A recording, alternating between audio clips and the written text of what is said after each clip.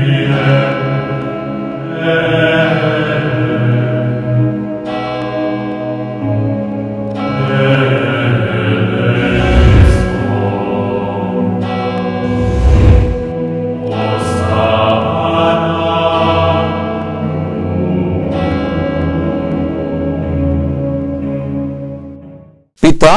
పుత్ర పవిత్రాత్మ నామమున ఆమేన్.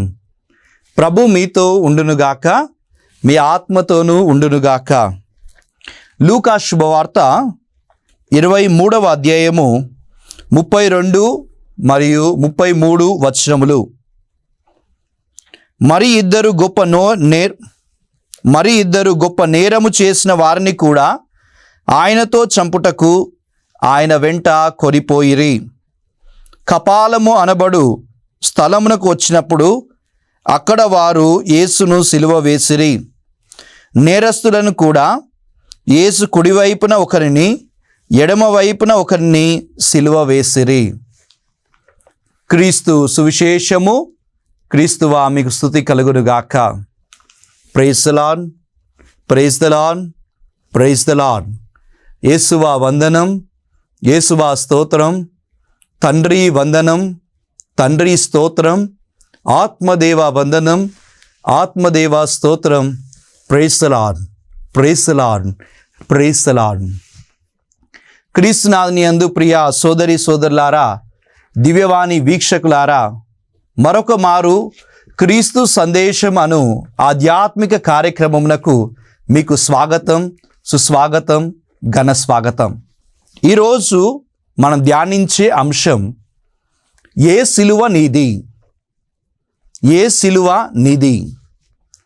కలువరి కొండపై యేసుతో పాటు మరొక 2 దొంగలను కూడా సిలువ వేశారు. అంటే కలువరి కొండ మీద మొత్తం 3 సిలువలు ఉన్నాయి.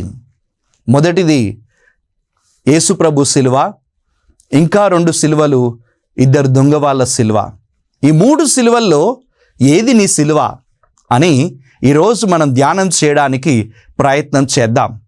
కాబట్టి ఏ సిలువలో మనం ఉండాలని ఆశపడుతున్నాం, ఏ విధంగా మన జీవితం ఉండాలని ఆశపడుతున్నామో, ఏ సిలువ నీది అనే ఈ ధ్యానాంశంలో నేర్చుకోవడానికి ప్రయత్నం చేద్దాం. మొదటి సిలువ మొదటి దొంగవాని సిలువ.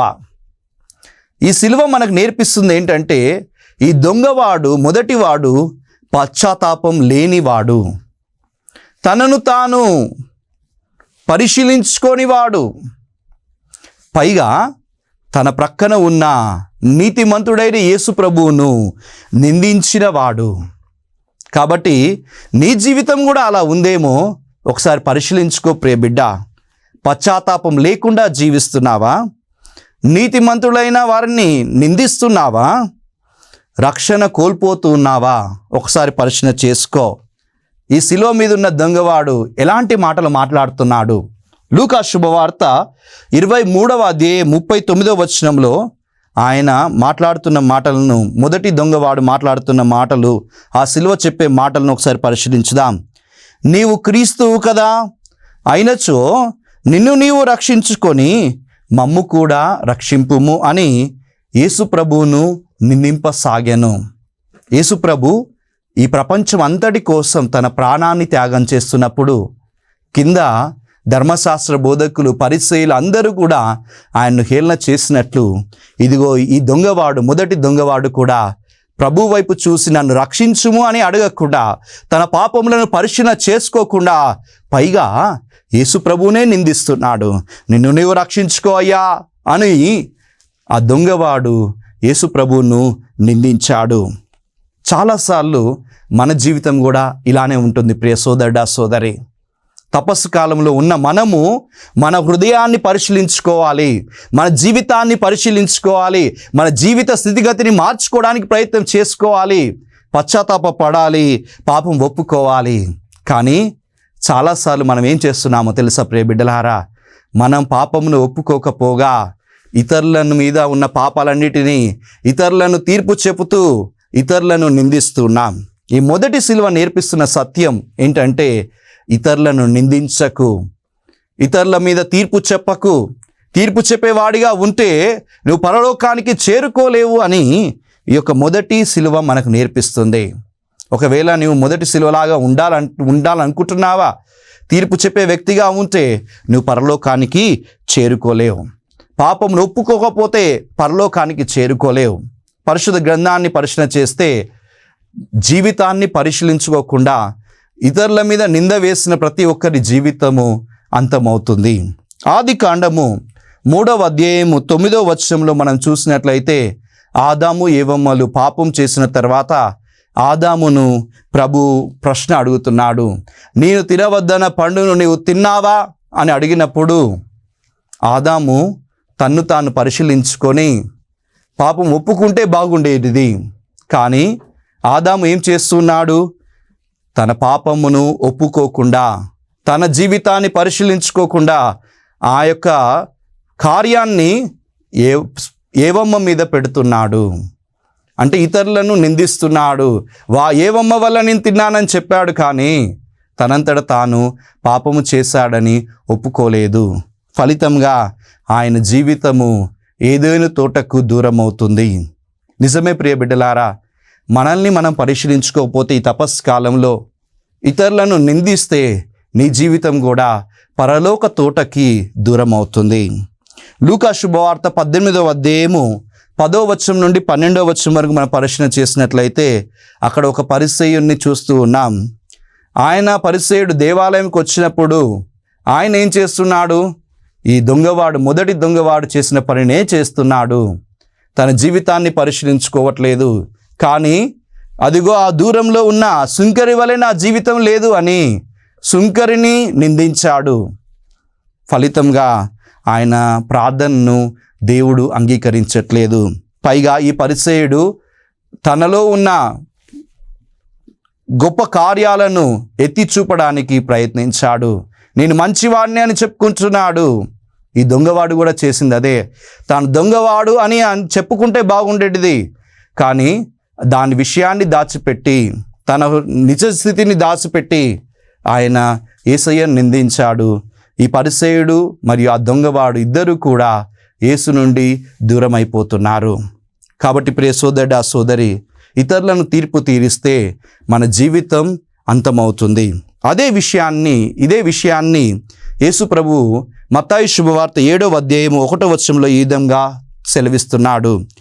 ఇతరులను తీర్పు తీరిస్తే దేవుడు మీ విషయమై తీర్పు తీర్చును. మత్తాయి శుభవార్త 7వ అధ్యాయం 4వ వచనంలో మొదట నీ కంటిలోని దూలమును తీసుకొనుము, నలుసును తీసుకొనుము, తర్వాత ఎదుటి వారి యొక్క దూలమును నువ్వు తీయవచ్చు.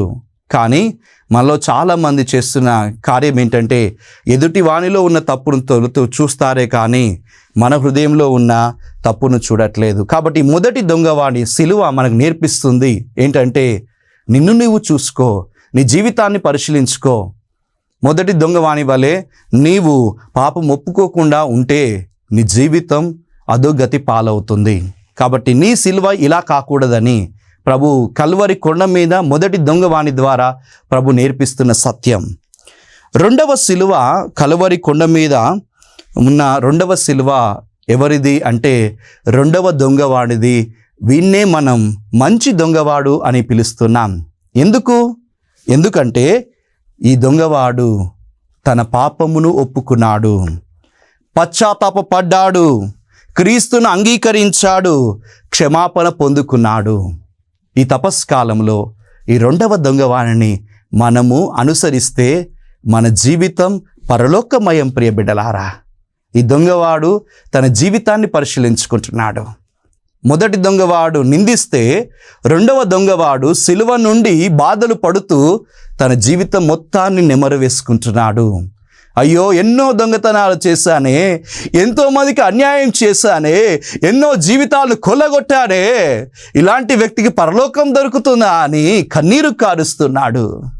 అలా కన్నీరు కార్చాడు కాబట్టే ప్రభుతో అంటున్నాడు, ప్రభువా, నీవు నీ రాజ్యంలో ప్రవేశించినప్పుడు నన్ను గుర్తుంచుకోవయా అని కన్నీటితో పశ్చాత్తాపంతో క్షమాపణ అడుగుతున్నాడు. ఇలా మారితే అది నిజమైన తపస్సు కాలం, అదే రక్షణ దినం. ఈ తపస్సు కాలం మీ కుటుంబానికి రక్షణ పొందుకోవాలా? అయితే ఈ రెండవ దొంగవాని వలె మన జీవితము జీవించాలి. ఈ రెండవ సిలువ నేర్పిస్తుంది, పశ్చాత్తాపపడు, క్షమాపణ అడుగు, నీ జీవిత పరిస్థితిని పరిశీలించుకో, నీ హృదయ పరిస్థితిని పరిశీలించుకొని నీ జీవితాన్ని మార్చుకో అని ఈ రెండవ దొంగవాడు నేర్పిస్తున్నాడు. ఆయన పలికిన మాటలను ఒకసారి ధ్యానం చేద్దాం. రెండవ దొంగవాడు లూకా శుభవార్త 23వ అధ్యాయం 40వ వచనంలో ఆయన అంటున్నాడు, మొదటి వాణ్ణి గద్దిస్తూ, నీవు దేవునికి భయపడవా? చూడండి, నీవు దేవునికి భయపడవా అనే మాటలోనే ఉంది ఈ రెండవ దొంగవానికి దేవుడంటే భయం.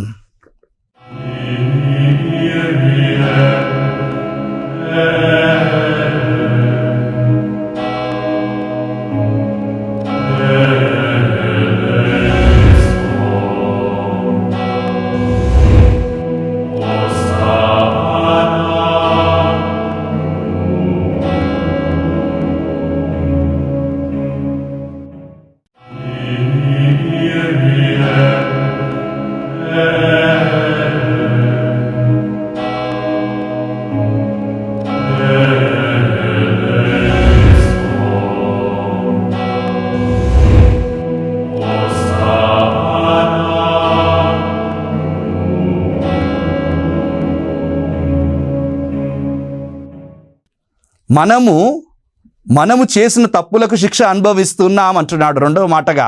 అంటే తన జీవితాన్ని పరిశీలించుకున్నాడు. కానీ ఈ మహానుభావుడు ఏ తప్పు చేయలేదని ఒప్పుకుంటున్నాడు. అందుకే ఆయన యేసయ్యను రక్షకుడిగా అంగీకరిస్తున్నాడు. మరి నీ జీవితంలో ప్రియబిడ్డ, నీకు దేవుడంటే భయభక్తులు కలిగి జీవిస్తున్నావా? ఈ రెండవ దొంగవాని వలె నీ జీవితంలో దేవుడంటే భయం కలిగి జీవిస్తున్నావా? నీ జీవితాన్ని పరిశీలించుకుంటున్నావా? యేసయ్యను రక్షకుడిగా ఒప్పుకుంటున్నావా? ఒకసారి పరిశీలన చేసుకో. సామెతల గ్రంథము 9వ అధ్యాయము 10వ వచనం చెప్తుంది, దైవ భయమే విజ్ఞానమునకు మొదటి మెట్టు. నిజమే, ఈ రెండవ దొంగవాడికి దైవ భయం ఉంది కనుక యేసయ్య ఎవరు అనే విజ్ఞానం కూడా ఆయనకు వచ్చింది. యేసయ్య నా రక్షకుడని ఆయన ఒప్పుకొంటున్నాడు. కాబట్టి ప్రియ సోదరుడా, నీకు దేవుని పట్ల భయభక్తులు ఉన్నప్పుడు తప్పకుండా నీ పాపములను నీవు తెలుసుకుంటావు. ఆ జ్ఞానంలో పశ్చాత్తాప పడతావు, పాప సంగీతానికి వెళ్తావు. కీర్తనల గ్రంథము 32వ అధ్యాయం 5వ వచనం చెప్తుంది, దేవుని ఎదుట నా తప్పిదమును ఒప్పుకొందును అని అనుకొనగానే దేవుడు నా దోషములన్నింటినీ మన్నించాడు. నిజమే, ఈ దొంగవాడు రెండవ వాడు మంచి దొంగవాడు అవుతున్నాడు. ఎందుకో తెలుసా? దేవుని ఎదుట, రక్షకుడి ఎదుట, ప్రభువా నా పాపమును క్షమించుమని ఆయన చిన్న ప్రార్థనలోనే అడుగుతున్నాడు. ప్రభువా, నీవు నీ రాజ్యంలో ప్రవేశించినప్పుడు నన్ను గుర్తుంచుకోవయ్యా, జ్ఞాపకపరుచుకోవయ్యా అని చిన్న మాటలోనే ఆయన తన పాపములన్నిటి కొరకు క్షమాపణ అడిగాడు. అందుకే రెండవ దొంగవాన్ని మనం అనుసరించాలి. అప్పుడు ఏం జరిగిందో తెలుసా? యేసు ప్రభు ఆ రెండవ దొంగవాడితో అంటున్నాడు, నేడే నీవు నాతో కలిసి పరలోక రాజ్యంలో ప్రవేశిస్తావు. పరలోక రాజ్యంలో ప్రవేశించాలంటే ఈ రెండవ దొంగవాని వలె మన హృదయాన్ని పరిశీలించుకోవాలి. ఈ రెండవ దొంగవాని వలె మన హృదయంలో ఉన్న పాపముల నిమిత్తమై పశ్చాత్తాప పడాలి. ఈ రెండవ దొంగవానిలాగా క్రీస్తును అంగీకరించాలి, క్షమాపణ పొందుకోవాలి. మరి ఈ తపస్సు కాలంలో నీవు ఆ పనిని చేయగలవా? హెబ్రీలకు రాయబడిన లేఖ 4వ అధ్యాయము 15వ వచనం చెప్తుంది, ఏ పాపం ఎరగని వాడు అని పరిశుద్ధ గ్రంథంలో యేసు ప్రభు గురించి రాయబడి ఉంది. పాపరహితుడు శిలువ మీద కొట్లాడుతూ ఉండగా, కన్నీరు కారుస్తూ ఉండగా, ఈ రెండవ దొంగవాడు మంచివాడు కనుక తన జీవితంలో ఏ పాపం ఎరగని ఆ నీతిమంతుని ముందు తన అవినీతినంతటిని బయలుపెట్టాడు. అందుకే ఆయన రక్షించబడుతున్నాడు. కాబట్టి ప్రియ సోదరుడా, సోదరి, ఈ యొక్క రెండవ సిలువ నేర్పిస్తుంది, పాపం ఒప్పుకో. మరి ఈ తపస్సు కాలంలో నువ్వు మంచి పాప సంగీతం చేస్తావా? ఇక కల్వరి కొండ మీద ఉన్న 3వ సిలువ ఎవరి సిలువ? మన రక్షకుడైన యేసయ్య సిలువ. ఆ సిలువ మీద ఎవరు వేలాడుతున్నారు? యేసు ప్రభు వేలాడుతున్నారు. ఆ సిలువ ఎలాంటిది? విధేయత చూపిన సిలువ. పరలోకంలో ఉన్న తండ్రికి ప్రాణం కోల్పోతున్నా సరే అవిధేయత చూపకుండా విధేయత చూపిన శిలువ. అందుకే ఆయన నామము అన్ని నామముల కంటే ఘనమైన నామముగా కొనియాడబడుతుంది. ప్రియ బిడ్డ, నీవు కూడా ఘనమైన వాడిగా ఎంచబడాలంటే తండ్రి దేవుని మాటలకు విధేయత చూపిస్తున్నావా? యేసు ప్రభు శిలువ విధేయత నేర్పించే శిలువ. అలాంటి విధేయత నీలో ఉందా? 10 ఆజ్ఞలకు విధేయత చూపిస్తున్నావా? ఈ తపస్సు కాలంలో నువ్వు పరిశీలించుకోవాలి. యేసయ్య శిలువ నేర్పించిన మొదటి సత్యం, నేను నా తండ్రికి ఆయన చిత్తానికి విధేయత చూపించానే.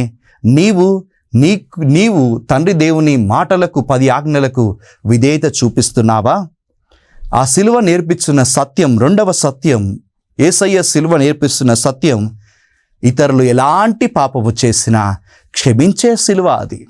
చూడండి, ఆ యేసు ప్రభువును ఎన్ని బాధలకు గురి చేశారు.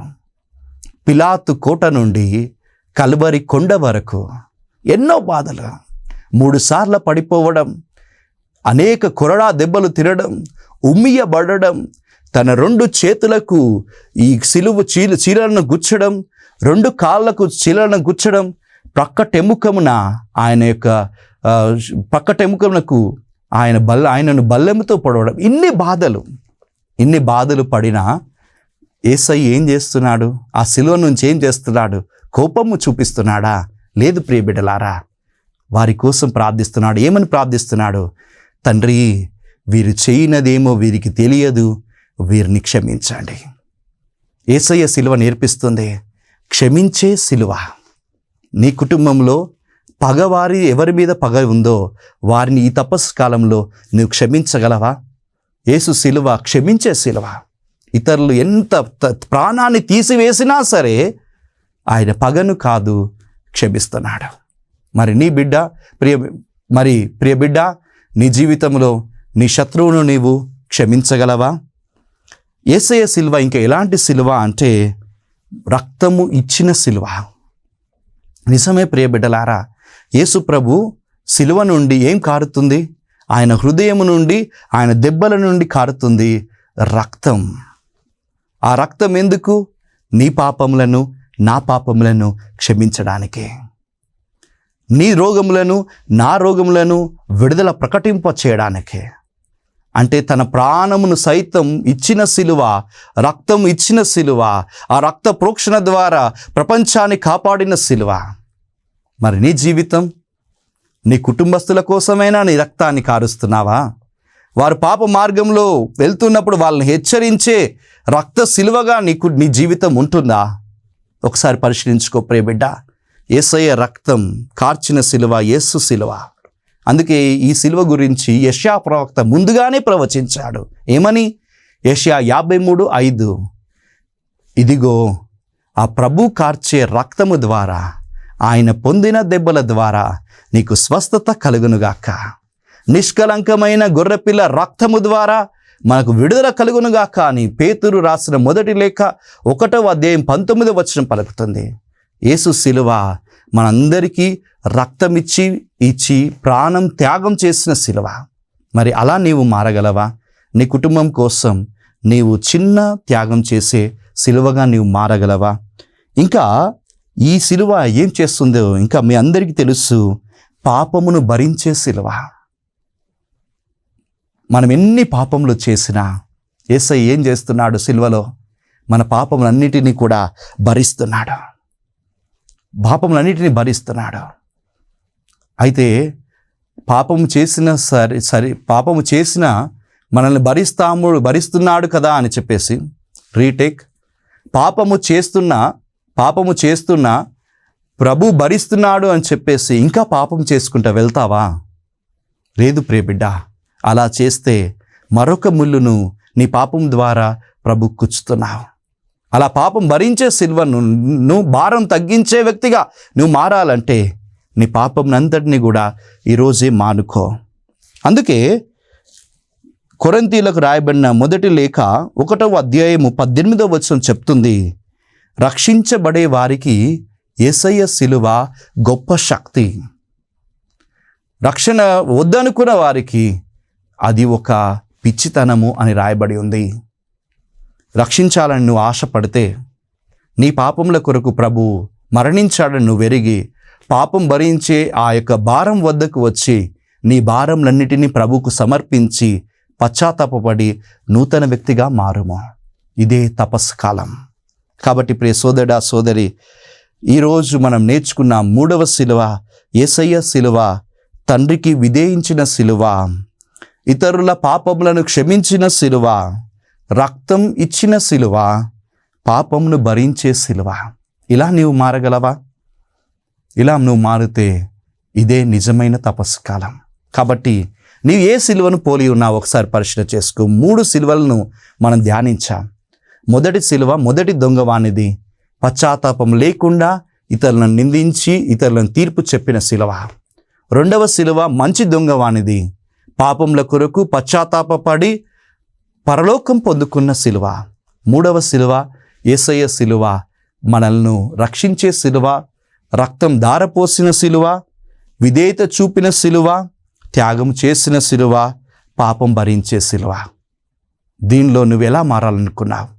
మొదటి వాణిని మనం ఎప్పటికి కూడా అనుసరించకూడదు, కానీ 2వ స్టెప్కి రావాలి. మంచి దొంగవాణి వాళ్ళే పశ్చాత్తాపపడాలి. 3వ స్టెప్ వైపు మనం పరిగెడాలి.